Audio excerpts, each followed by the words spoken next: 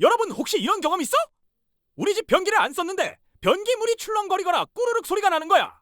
빌라나 아파트 저층에 사는 분들, 숙박업이나 원룸 임대업 하시는 분들 특히 집중하셔. 오늘 이야기는 여러분 지갑을 지켜줄 핵심 정보거든. 많은 분들이 변기에 이상 신호가 보이면 바로 하수구 업체부터 부르는데 사실 한 곳만 먼저 확인하면 시간도 비용도 엄청나게 아낄 수도 있어. 저층 세대가 특히 위험한 이유를 먼저 알아야 해. 지하 1층부터 3층까지 저층 세대는 변기 역류에 정말 취약하거든. 왜 그럴까? 건물의 메인 오수관이 막히기 시작하면 위층에서 내려오는 오수가 갈 곳을 잃어버려. 그럼 어디로 가겠어? 당연히 가장 가까운 저층 변기로 역류하는 거지. 마치 막힌 수도관에서 물이 역으로 치솟는 것처럼 오수관도 똑같은 원리로 작동한다고 생각하면 돼. 만약 우리 집이 빌라나 아파트 오피스텔 3층 이하라면 이 현상을 꼭 기억해 두셔. 메인 오수관이 막히면 메인 오수관으로 연결된 저층 변기로 물이 역류하는 거야. 이런 조짐이 보일 때는 관리실이 있다면 관리실에 미리 전화하고 관리실이 없다면 오늘 말한 이곳을 빨리 확인해 봐야 해.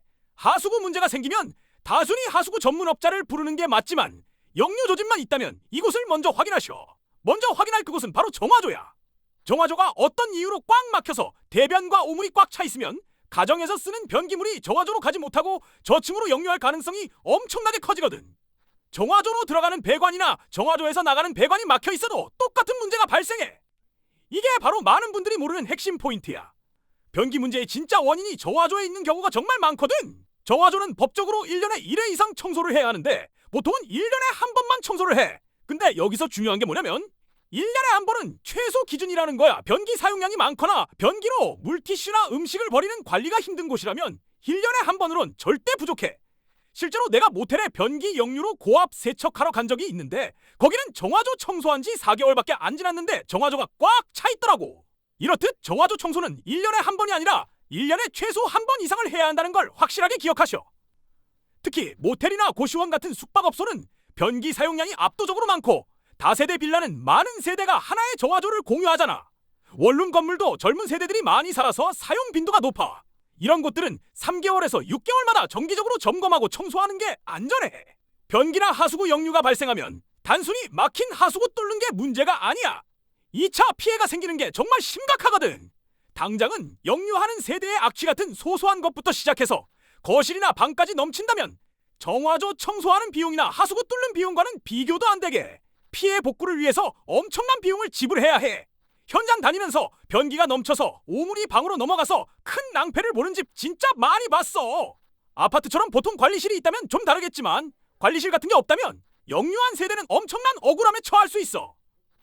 그리고 숙박업이나 임대업 하시는 분들도 피해 복구를 위해 당연히 큰 비용이 지출되고 영업에 지장을 받거든. 바닥재 전체 교체하고 벽지 다시 바르고 가구까지 손상되면 정말 답이 없거든. 이런 불상사를 방지하기 위해 평소에 정화조 청소를 주기적으로 신경 써야 하셔. 길게 이야기했지만 결론은 간단해. 저층 세대에서 변기가 막힐 징조가 보인다면 정화조 확인 한번 해보셔. 정화조가 꽉 차 있다면 정화조차를 불러서 정화조 청소를 하면 문제가 해결될 수도 있어. 여기서 변기가 막힐 징조라는 건 물이 시원하게 안 내려가거나 변기를 사용하지 않는데 꾸르륵 소리가 나면서 변기통 안에 물이 출렁이는 경우를 말하는 거야. 변기물이 평소보다 천천히 내려가거나 아무도 사용하지 않았는데 이상한 소리가 나거나 변기통 안에 물이 이유 없이 출렁거리거나 변기에서 평소와 다른 악취가 올라온다면 지금 당장 행동하셔. 이런 징조를 잘 파악해서 조기에 하수구 문제를 해결한다면 엄청난 비용과 문제를 간단히 해결할 수도 있거든. 예방이 치료보다 훨씬 저렴하고 효과적이라는 거 잊지 마셔. 그럼에도 불구하고 하수구가 불안하다면 하수구 전문업자를 불러서 배관 내시경으로 미리 배관 안의 상태를 확인해보는 것도 하나의 방법이야. 마치 건강검진 받듯이 배관도 정기적으로 검사를 받으면 큰 문제로 발전하기 전에 조치할 수 있거든. 배관 내부 상태를 눈으로 직접 확인하고 막힘 징조를 사전에 발견하면 정말 안심이 돼.